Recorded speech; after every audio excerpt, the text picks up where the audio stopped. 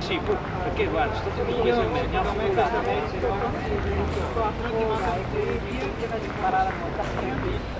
giusto ieri c'è stato questo incontro sulla città metropolitana, su cui promosso dagli industriali del Veneto per vedere quali sono le prospettive.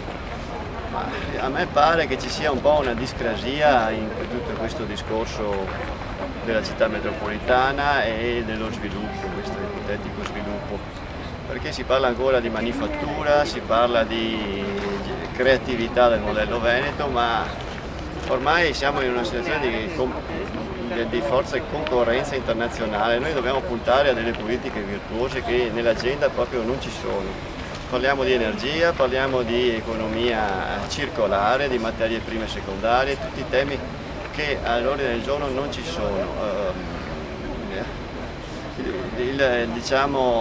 La preoccupazione è che il modello che deve andare avanti sia quello delle grandi opere, sia quello dell'estensione sul territorio di ulteriori consumo di suolo, di grandi opere che ormai sono anacronistiche, fanno parte di un'altra epoca, le nuove condizioni economiche, le nuove sensibilità orientano verso tutt'altra situazione, che bisogna prendere atto che dobbiamo cambiare completamente il registro, dobbiamo tornare verso la riqualificazione delle città, dobbiamo tornare verso la tutela del territorio, dobbiamo prendere in mano la valorizzazione turistica, l'economia immateriale, dobbiamo ripartire dai rifiuti come motore di una nuova situazione in cui non si brucia più e si producono materie prime secondarie. E anche l'energia, dobbiamo riappropriarsi dell'energia. Tutti temi che questi sono lunari rispetto al dibattito attuale. Per non parlare poi della governance, che l'orientamento è quello per la maggiore efficienza che deve esserci nei servizi, deve essere pagata con una minore rappresentatività. Questo è anche questa una cosa che va controcorrente. Questo sistema dei partiti è alla frutta, e dobbiamo riprendere una governance che sia partecipata, una città metropolitana che sia un servizio ai comuni e non un potere che accentra tutte le funzioni più importanti, una città metropolitana che sia una struttura leggera di servizio al territorio. Allora, il modello di esercizio contenuto nel progetto preliminare prevedeva 168 treni, 164 treni, di cui 138 merci e 26 passeggeri. Per quanto riguarda le merci, i tecnici della provincia hanno fatto l'osservazione che in nessuna linea ad alta velocità è mai circolato un treno merci, l'hanno scritto nero su bianco. Per quanto riguarda i treni passeggeri, l'amministratore delegato di FS Moretti ha detto che non c'è un bacino sufficiente per ripagare l'opera. Ora, la posizione del Comune di Venezia rispetto a quest'opera è questo. Il progetto relativo alla realizzazione della linea alta velocità, alta capacità comporta una grande opportunità di sviluppo per le politiche di mobilità nel territorio comunale. Ecco, questo mi sembra significativo del fatto che non c'è nessun tipo di cognizione di causa e nessun tipo di considerazione basata su argomentazioni precise quando si prendono queste posizioni. Non solo, ora che c'è anche un'alternativa, c'è uno studio di prefattibilità in alternativa a quel vecchio progetto, il Comune di Venezia è fra i comuni che sta sostenendo in qualche modo Mainardi su questa cosa e sta sostenendo tutta l'operazione mediatica di far passare come quadruplicamento, potenziamento e quant'altro quello che invece è una semplice linea ad alta velocità che correrà nei binari a fianco alla ferrovia storica. Ecco perché dico che il nuovo studio di prefattibilità di Mainardi siamo sicuri che sia una linea ad alta velocità, perché a parte il fatto che non c'è nessun tipo di relazione, ma ci sono 37 elaborati grafici su ognuno dei quali sta scritto che la velocità di esercizio è di 250 km all'ora, quindi secondo la definizione della Comunità Europea è alta velocità. Inoltre c'è una delibera del 7 agosto del Comune di Quarto Latino che rileva anche che da queste cartografie si vede che il raggio di curvatura è ampliato e caratteristico di una linea ad alta velocità, mentre dal punto di vista mediatico si sta facendo di tutto per chiamarla con un altro nome, raddoppio, potenziamento, quadruplicamento. Lo stessa carica del commissario è commissario straordinario per l'asse ferroviario Venezia-Trieste, pur di non dire che lì sia in gioco per una linea ad alta velocità. Ora, con questo tipo di posizione, a mio parere, vedere Orsoni che porta i saluti alla conferenza internazionale sulla decrescita è come vedere un macellaio che porta i saluti a una conferenza internazionale di vegetariani. Queste due strade in realtà servono un'area molto più grande che Bassano, perché la SPV è una superstrada lunga 96 km e la Valsugana è una strada che è lunga circa una trentina di chilometri. Queste due strade, il fatto grave è che sono fatte col sistema famigerato del project finance. Nel Veneto si sta abusando di questo sistema, che non è altro che un sistema che in teoria fa fare le opere pubbliche ai privati e col denaro dei privati, ma in pratica le opere pubbliche poi vengono pagate sempre dai soliti, cioè da Pantalone, cioè dai contribuenti. La superstrada pedemontana veneta costerà 2,3-2,5 miliardi. Quindi un costo estremamente alto se pensiamo che un metro lineare costa 23.000 euro circa, un costo abnorme perché è un costo pari a 4 volte la media italiana sulle superstrade. Ma la cosa sconcertante è questa, che in teoria la strada è pagata dalla SIS, dal concessionario SIS, è una società che ha vinto l'appalto, una società italo-spagnola. In pratica, se il numero di veicoli che passeranno su questa tratta sarà inferiore ai 25.000 al giorno, la Regione Veneto si impegna a pagare per 40 anni, anzi 39 anni per essere precisi, una quantità di denaro pari a 20,5 milioni di euro. Fa il conto, è 800 milioni di euro che la Regione Veneto pagherà al concessionario. Quindi quando i nostri politici regionali dicono che queste opere pubbliche sono date in concessione a un privato che poi si fa carico dei costi, dicono una balla, perché in realtà siccome il traffico è in netta diminuzione e sappiamo che grosso modo rispetto ai picchi del 2007 è in diminuzione del 30-40% soprattutto nella parte commerciale, sappiamo bene che i volumi di traffico che sia la superstrada pedemontana veneta e sia la Valsugana non verranno mai raggiunti e quindi in base alle convenzioni economiche che vengono oltretutto tenute nascoste, la Regione Veneto dovrà farsi carico di un contributo in conto capitale che nel caso della pedemontana pari a 800 milioni di euro. E brevemente dico che questi 800 milioni di euro verranno poi, siccome sono un debito nascosto, verranno sottratti ai servizi essenziali, perché poi per ripianare le perdite derivanti da queste opere inutili la collettività dovrà sottrarre i soldi dalle gestioni come la sanità, come la cultura, come i servizi sociali. Servirebbe invece una riflessione molto importante e molto profonda su come sistemare la viabilità esistente e come eventualmente fare delle opere a integrazione per migliorare la circolazione nelle nostre città, non certo facendo opere invasive, dannose, inutili e illegali oltretutto come la superstrada pedemontana veneta. Il mancato collegamento superstrada sistema ferroviario, perché c'è un'intesa fra Clini e Moretti, Ferrovie dello Stato, che dice bisogna trasportare di più merci su ferrovia. Allora, che cosa dici? Dico una cosa che è anche clamorosa: la superstrada pedemontana veneta in nessun punto è intermodale, in nessun punto è interconnessa con il treno, anche se nei 96 km di tragitto di questa strada passano 3 o 4 linee ferroviarie. Quindi è ancora più clamoroso che noi facciamo delle strade vecchie che non sono connesse mai con la ferrovia e anzi che insistiamo nel trasporto su gomma, escludendo completamente dalla pianificazione futura la costruzione di linee ferroviarie e il rafforzamento delle linee ferroviarie. Noi volevamo puntare l'attenzione sul periodo in cui stiamo vivendo queste cose. C'è in discussione il piano di assetto territoriale del Comune di Venezia, del territorio lagunare praticamente, e c'è in discussione al Senato una proposta di legge speciale su Venezia. A questo punto abbiamo presentato come associazioni una serie di osservazioni che prendono in considerazione moltissimi punti, dal discorso della città di Venezia, dal parco della laguna, al problema del turismo che ormai è diventato da risorsa, è diventata una calamità, una catastrofe, perché siamo arrivati quasi a 30 milioni di turisti all'anno che vengono a Venezia e che soffocano con la loro presenza la vita normale della città.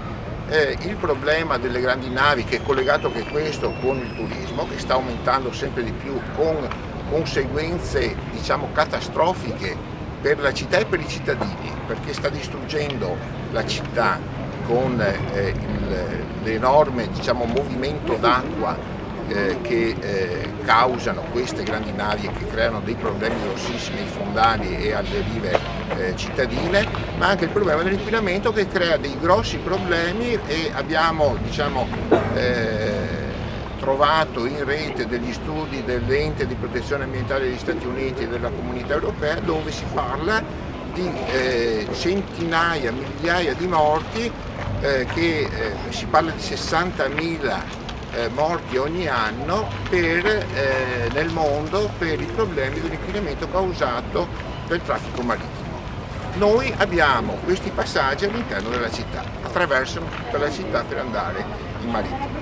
Le proposte che vengono fatte dagli enti locali sono peggio ancora, peggiorano ancora di più la situazione, perché prevedono per esempio la costruzione di un nuovo canale dove prima non c'era, un maxi canale, il prolungamento del canale di Petroli sulla Giudecca e su Venezia, che creerà dei problemi idraulici notevolissimi. Questo lo ha detto anche Luigi Del Paus, che è uno dei massimi esponenti diciamo, di idraulica che abbiamo nel territorio veneziano.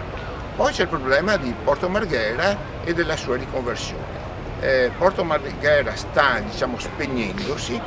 Le industrie che sono presenti non investono assolutamente niente, sono stati fatti degli accordi di programma che noi criticavamo perché non erano il massimo, però anche questi accordi di programma non vengono rispettati, non è stato fatto assolutamente niente, e anche diciamo, la parte sindacale in questa vicenda ha avuto delle responsabilità paurose per la perdita di posti di lavoro e per non aver fatto quello che si diceva da decenni, fare una vera riconversione eliminando tutti i cicli produttivi che erano tossici e nocivi. Questo è stato dimostrato dal processo petrolchimico in corso. Comunque se qualcuno volesse approfondire, noi abbiamo prodotto dossier materiali, per cui basta andare su Facebook, su Ambiente Venezia, e lì troverete alcuni materiali, oppure mettetevi in contatto e noi vi forniremo tutti i materiali che abbiamo fatto sulle vicende cittadine. Volevo parlare delle grandi opere autostradali in progetto, la Nogara Mare e la Romea Commerciale. Monti ultimamente ha detto, pochi giorni fa, che bisogna preservare il territorio agricolo. Noi abbiamo 2 progetti di autostrada e trasformazione della superstrada in autostrada, la Nogara Mare, che prevederà solo in Polesine la distruzione di 9 milioni di metri quadri di territorio agricolo per realizzare una nuova autostrada e tutte le opere complementari. Verranno raddoppiati tutti i poli logistici, adesso solo in Polesine abbiamo 7 milioni di metri quadri di logistica, che verrà portata a 18 milioni. E sono stati fatti investimenti per l'intermodalità gomma, ferrovia, acqua, investendo nell'interporto di Rovigo, investendo nella zona industriale di Porto Levante per la rottura di carico merci. Nel piano della logistica che è stato approvato poco tempo fa, tutta l'intermodalità fluviale del Polesine è stata esclusa.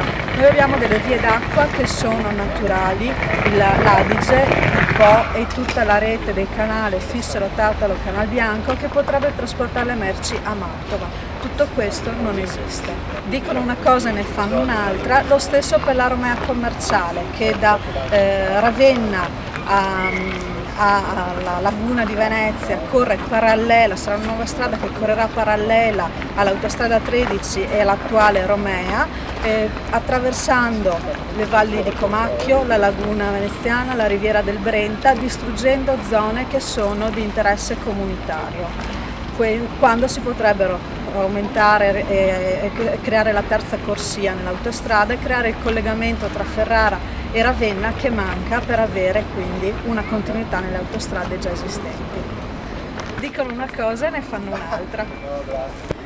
Sentiamo una città in mano ai padroni e agli speculatori, la sentiamo fisicamente, nel senso che il Palais Lumière, per esempio, è una cosa orrenda, di uno stile di 30 anni fa, un pitale, avete presente un pitale? Ecco. Un pitale enorme, 250 metri, cioè 2 volte e mezzo il campanile di San Marco. Perché passa? Perché lui ha i soldi e perché è amico degli amici, le due cose assieme. Ed ecco tutti gli imprenditori, ed ecco tutti i partiti dire, beh, insomma, questo è il futuro, rivitalizzerà Marghera. Sarà un disastro, sarà un deserto, casomai un altro centro commerciale, di nuovo altri negozi di Marghera o di Mestre che chiudono, non sarà niente di più che una speculazione edilizia. La stessa cosa sono le grandi navi. Le grandi navi, quando le vedi passare, capisci che sono veramente il potere dei soldi che si mangia la città. Tutti i veneziani lo vedono. Allora, non pensare a una soluzione, perché dice, ma ci sono 6.000, 4.000, i numeri ballano, persone che ci vivono sul turismo, non solo sulle grandi navi. Bene, ma quelle persone non andrebbero assolutamente fuori mercato se quelle grandi navi arrivassero per esempio a Malamocco, in un porto legato come è a Monte Carlo, legato alla diga, oppure a Cassavio, legato alla diga, dove si sbarcano, e con le motonavi come quelle che vanno su e giù da San Marco a Lido, 1500 persone per motonave, bastano 2 motonavi per portarle a San Marco sta gente. E il problema è risolto. Come mai non si risolve? Evidentemente c'è un assieme di interessi, quelli che devono fare il canale nuovo, devono scavare ancora, e c'è il Consorzio Venezia Nuova che si propone di essere lui il gestore, e c'è quel disastro che hanno fatto a fianco al Mose che vogliono farlo servire anche quello per le grandi navi. Allora c'è tutto un assieme di porcherie che hanno le mani sulla città. Questa è Venezia, altro che a Napoli, le mani sulla città. Dicono una cosa, ne fanno un'altra, dicono di voler tutelare l'ambiente, ma in realtà le loro scelte sono scelte di cementificazione, asfaltatura, allagamento e asfissia del territorio, perché c'è una proliferazione di camini, di impianti di incenerimento che ammorbano l'aria, così come le acque sono esorbitanti, come è successo dopo che sono stati fatti i lavori dell'aeroporto Dal Molin, che erano stati preannunciati, pericolosi per l'assetto idrico della più importante falda acquifera del Veneto, che è stata regolarmente scassata e ha portato all'allagamento di Vicenza dopo centinaia d'anni. Allora stanno scassando tutti i territori, stanno scassando il sistema delle acque. E chi sono questi? Sono quelli che hanno varato il piano territoriale regionale di coordinamento del 2009, che è un grimaldello proprio per cementificare, per asfaltare, per allagare, per asfissiare il Veneto. Adesso ci sono i pronunciamenti del governo Monti, 10 settembre del 2012, un progetto di legge che dice basta con l'asfaltatura, basta con la cementificazione dei suoli agricoli, perché dobbiamo essere capaci di autosufficienza alimentare, che oggi già non lo siamo. Basta con il trasporto merci su gomma che asfissia e che manda fuori mercato le aziende italiane, perché dove ci sono trasporti più competitivi, più economici e meno inquinanti e più rapidi e meglio organizzati, c'è maggiore produttività anche delle imprese. Questo succede nei paesi europei. Noi abbiamo una classe dirigente regionale e comunale che è compatta per la convalida del modello del consumo dei suoli, delle acque, delle aree, della terra, della salute della gente. Questi sono dirigenti che il Veneto deve pensionare se vuole davvero venire fuori dal tunnel. Non c'è altra soluzione.